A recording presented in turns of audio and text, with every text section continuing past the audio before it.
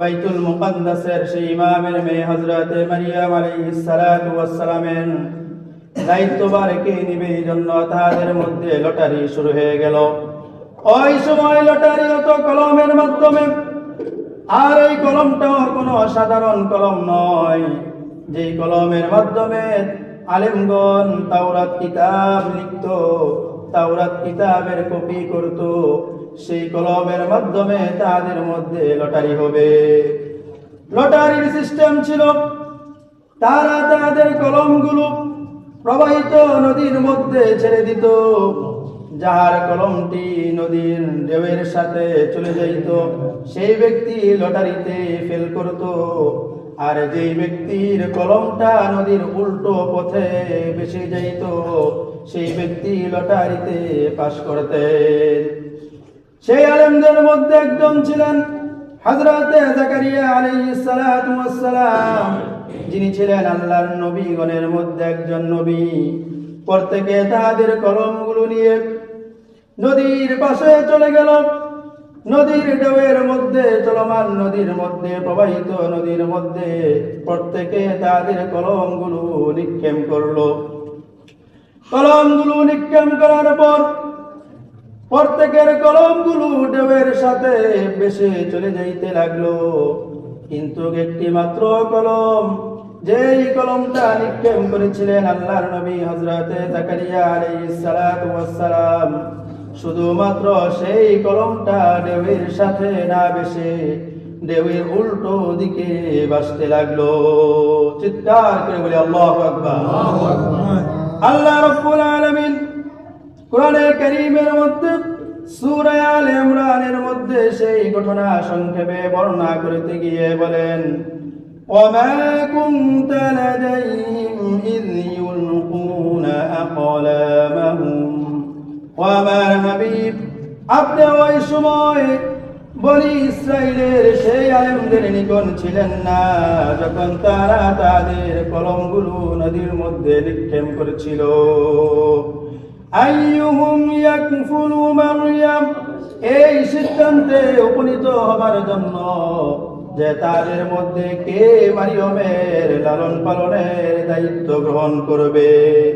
ওয়ামা কুনতা লাদাইহিম ইয ইয়াখতাসিমুন, ও আমার হাবিব, আপনি ওই সময়ও তাদের নিকট ছিলেন না যখন তারা মারিয়মের দায়িত্ব গ্রহণ করার জন্য পরস্পরে ঝগড়া করছিল। চিৎকার করে বলি আল্লাহু আকবার। হযরতে জাকারিয়া আলাইহিস সালাতু ওয়াস সালামের কলম যখন নদীর উল্টো পথে ভাসতে লাগলো, হযরতে জাকারিয়া আলাইহিস সালাতু ওয়াস সালাম লটারিতে পাস করলেন।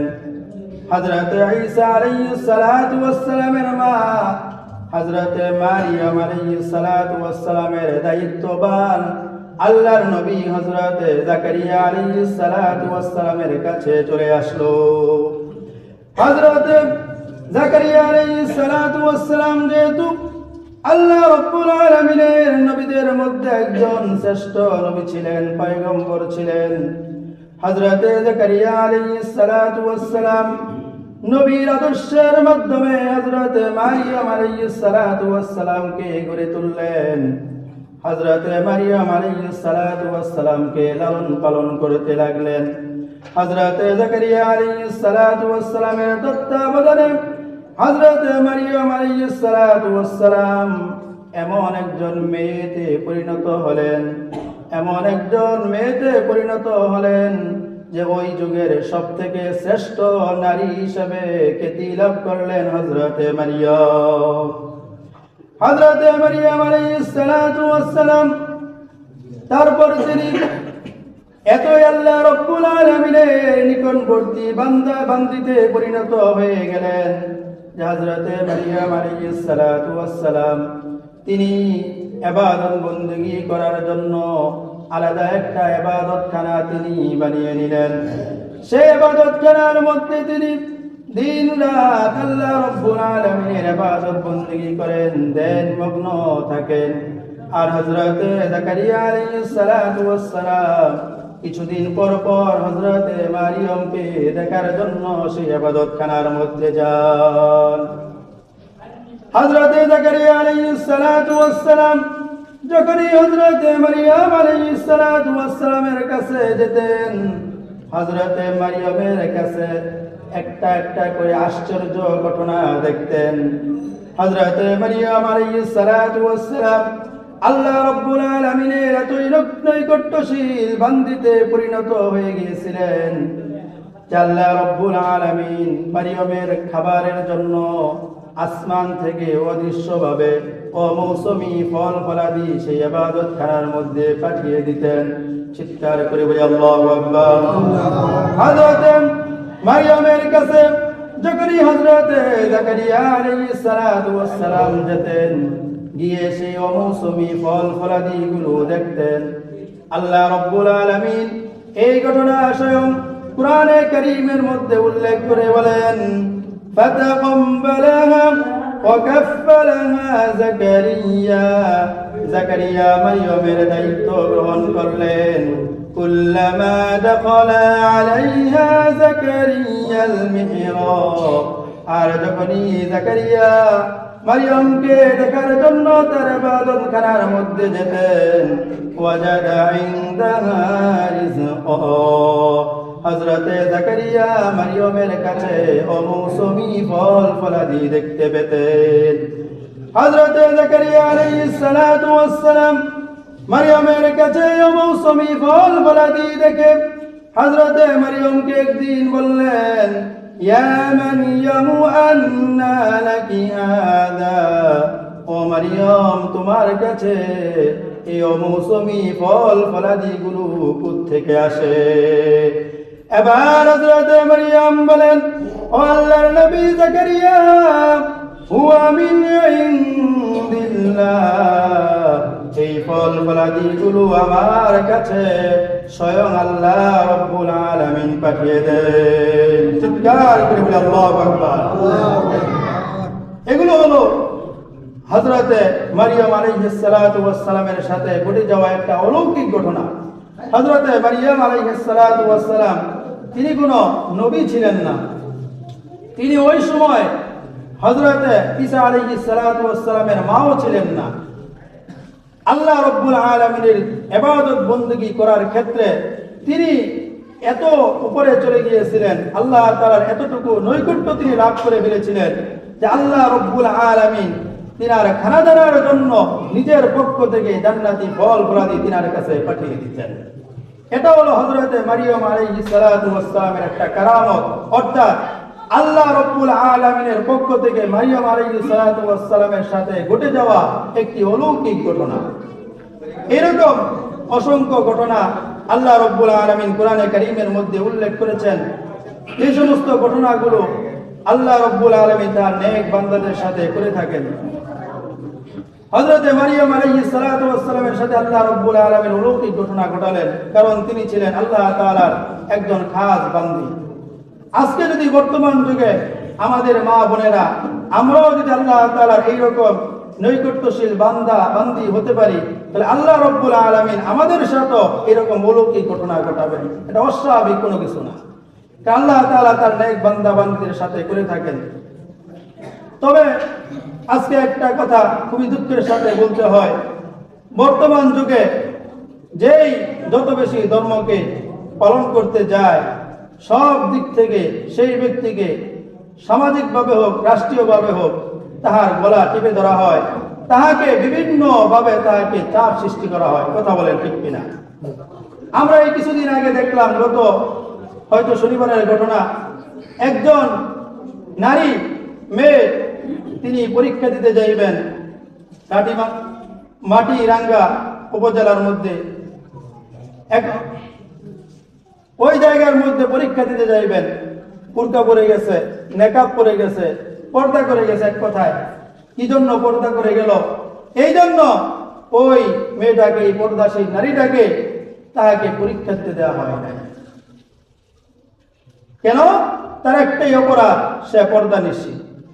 এই জন্য বলতে হয়, দুঃখের সাথে বলতে হয়, বর্তমান যুগে কিভাবে আমাদের দ্বারা কিভাবে বেশি বেশি গুনাহ করানো যায়, এই একটা প্রতিযোগিতা সব দিক দিয়ে চলছে। যাই হোক, আজকে এই জনসম্মুখে আপনাদের সামনে আমি একটা কথা বলতে চাই যে আমাদের দেশের মধ্যে যেইভাবে আমরা ইসলামী কাজ করতে যাই না কেন, আমরা আমাদের ইসলামী অধিকারগুলো আমরা ততক্ষণ ফিরে পাইব না যতক্ষণ না পর্যন্ত আমাদের দেশের মধ্যে ইসলামী হুকুমত কায়েম হয়ে যাইবে। কথা বলেন ঠিক কিনা?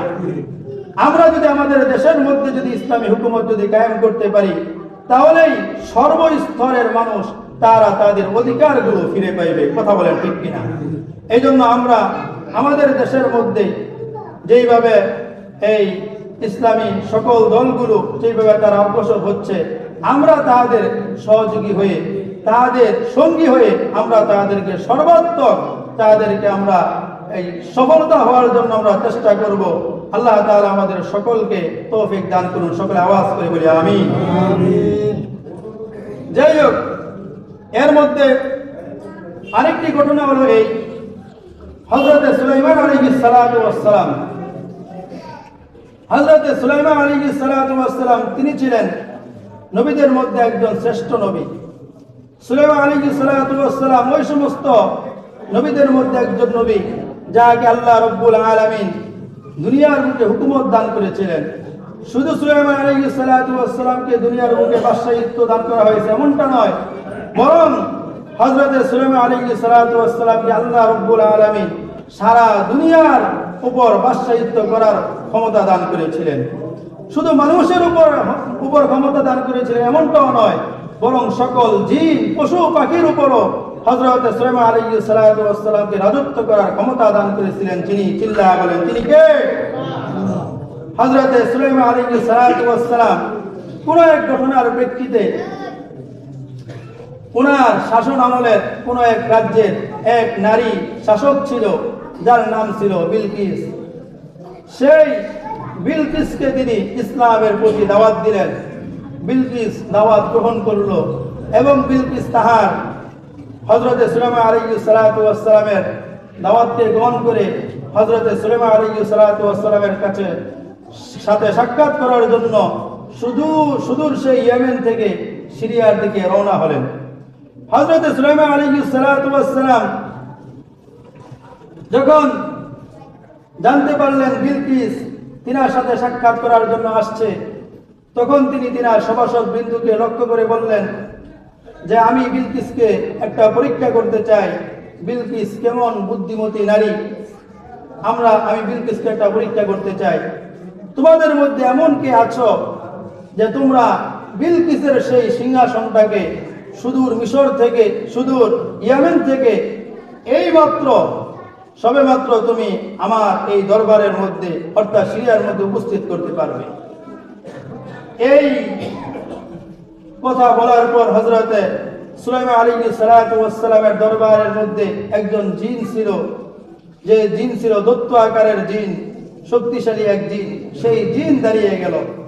সেই জিন দাঁড়িয়ে বলতে লাগলো, হে আল্লাহর নবী সুলাইমান আলাইহিস সালাতু ওয়াস সালাম, قال عفريت من الجن أنا آتيك به قبل أن تقوم من مقامك। হে আল্লাহর নবী সুলাইমান, আপনি যদি চান আমি সেই সিংহাসনটাকে আপনার দরবারে উপস্থিত করি, তাহলে আমি অতি অল্প সময়ে সেই সিংহাসনটাকে আপনার দরবারে আমি উপস্থিত করতে পারি। হে আল্লাহর নবী সুলাইমান, আপনি দাঁড়ানো থেকে বসতে যেই পরিমাণ সময় লাগবে, এত অল্প সময়ের ভিতরে আমি সেই সিংহাসন আপনার দরবারে আমি উপস্থিত করে দিব। হযরত সুলাইমান আলাইহিস সালাতু ওয়াস সালাম বললেন, না, আরো তাড়াতাড়ি আনতে হবে। তোমাদের মধ্যে কে আনতে পারবে বলো?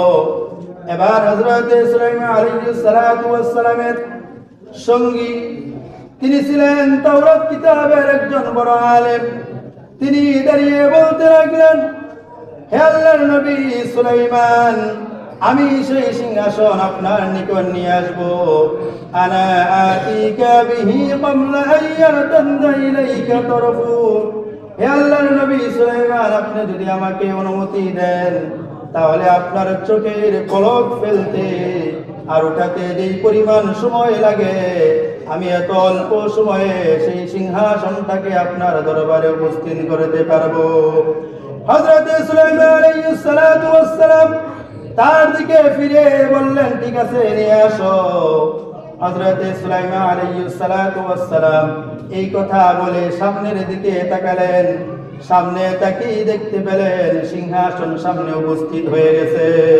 চিৎকার করে বলে আল্লাহু আকবার। হযরত সুলাইমান আলাইহিস সালাতু ওয়াস সালামের সেই ঘটনা কুরআনে কারীমের সামনে আয়াতে বর্ণনা করতে গিয়ে আল্লাহ রাব্বুল আলামিন বলেন, ফালাম্মা রাআহু মুস্তাকিররান ইনদাহু قال هذا من فضل ربي। হযরত সুলাইমান আলাইহিস সালাতু ওয়াস সালাম যখন সিংহাসনটাকে সামনে উপস্থিত দেখলেন, তখন তিনি আল্লাহ রাব্বুল আলামিনের দরবারে শুকর আদায় করে বলতে লাগলেন, এটা হলো আমার রবের একটি অনুগ্রহের মধ্যে একটি অনুগ্রহ। চিৎকার করে বলে আল্লাহু আকবার। এগুলো হলো, এই দেখেন এই জায়গার মধ্যে হযরত সুলাইমান আলাইহিস সালাতু ওয়াস সালাম সিংহাসনটা নিয়ে আসে নাই, ওনারও একজন উম্মত যিনি তিনার পাশে ছিলেন, তিনি এই সিংহাসনটা এই জায়গার মধ্যে নিয়ে আসলেন। এটা কিভাবে তিনি নিয়ে আসলেন? এটা যেহেতু তিনি আল্লাহ রাব্বুল আলামিনের একজন নৈকট্যশীল বান্দা ছিলেন, যেহেতু তিনারা গুনাহ করতেন না, এই জন্য আল্লাহ রাব্বুল আলামিন তার এই নেককার বান্দার মাধ্যমে অনেক সময় হঠাৎ করেই তাদের অন্তরের মধ্যে এমন একটা পরিস্থিতি সৃষ্টি করে দিতেন যে আল্লাহ তাআলা তাদের দ্বারা অলৌকিক ঘটনা তাদের দ্বারা ঘটাতেন। আমরাও যদি এইরকম ভাবে আল্লাহ রাব্বুল আলামিনের নৈকট্যশীল বান্দা হতে পারি, আমরা যদি গুনাহ না করি, আমরা যদি সমস্ত গুনাহ ছেড়ে দিয়ে তওবা করে আমরা যদি আল্লাহ রাব্বুল আলামিনের ইবাদত বندگی যদি শুরু করে দেই, তাহলে অবশ্যই আল্লাহ রাব্বুল আলামিনও আমাদের সাথে বিভিন্ন ধরনের গায়বী সাহায্য আমাদেরকে করবেন, আমাদের অনেক বিপদ আপদ আল্লাহ তাআলা দূর করে দিবেন। কথা বলেন ঠিক কিনা? এইজন্য আমাদের উচিত হলো সকল গুনাহ ছেড়ে দিয়ে আল্লাহ তাআলার ইবাদত বندگی করে আল্লাহ পাকের নৈকট্যশীল বান্দায় পরিণত হওয়া। সর্বশেষে আমি একটা কথা বলবো যে আসলে আমরা এই যে সকাল থেকে এই পর্যন্ত আমাদের যে সময়টা অতিবাহিত হয়েছে, আমাদের মধ্যে এই জায়গার মধ্যে ইনশাআল্লাহ অসংখ্য লোক আছে যে যারা এই পর্যন্ত একটা মিথ্যা কথা বলে না। কথা বলে ঠিক কিনা? কাউকে এই পর্যন্ত একটা গালিও দেয় নাই, কাউকে কোনো কষ্টদায়ক কথাও বলে নাই, কারো সম্পদ আত্মসাৎ করে নাই। এরকম বহুত লোক আমাদের এই জায়গার মধ্যে আছে। কথা বলেন ঠিক কিনা? কিন্তু আমরা একটা গুনার কাজ করি। আমরা আসলে হিসাবে আমরা জান্নাতের একেবারে পার দিয়ে আমরা চলতেছি, কিন্তু তারপরেও আমরা জান্নাতে পরকালে দেখা যাবে আমরা জান্নাতে যেতে পারবো না। একটাই কারণ, আমরা 5 ওয়াক্ত নামাজ আমরা ঠিক মতো করি না। কথা বলেন ঠিক কিনা? আমরা কোনো গুনাহ করি না। একটা মানুষ যখন কোনো গুনাহ করবে না, তখনই তো সেই ব্যক্তি জান্নাতে যাবে। কথা বলেন ঠিক কিনা? এখন আমরা যদি শুধু 5 ওয়াক্ত নামাজ যদি পড়তে পারি, তাহলে আমি মনে করি ইনশাআল্লাহ এই নামাজ ইনশাআল্লাহ আপনাকে জান্নাতে নিয়ে যাবে। কারণ আমরা গুনার কাজ হিসাবে খুব কম করি। শুধুমাত্র একজন ব্যক্তি জাহান্নামে, বেশিরভাগ জাহান্নামে যাবে নামাজ তরক করার কারণে। এই জন্য আমাদের 5 ওয়াক্ত নামাজ ঠিকমতো জামাতের সাথে পড়ার দরকার আছে কি নাই? আমরা কে 5 ওয়াক্ত নামাজ ঠিকমতো 5 ওয়াক্ত নামাজ পড়বো? হাত তুলে দেখায়। আল্লাহ তাআলা আমাদের সকলকে 5 ওয়াক্ত নামাজ ঠিকমতো আদায় করে জান্নাতে যাওয়ার তৌফিক দান করুন। সকলে আওয়াজ করে বলে আমিন।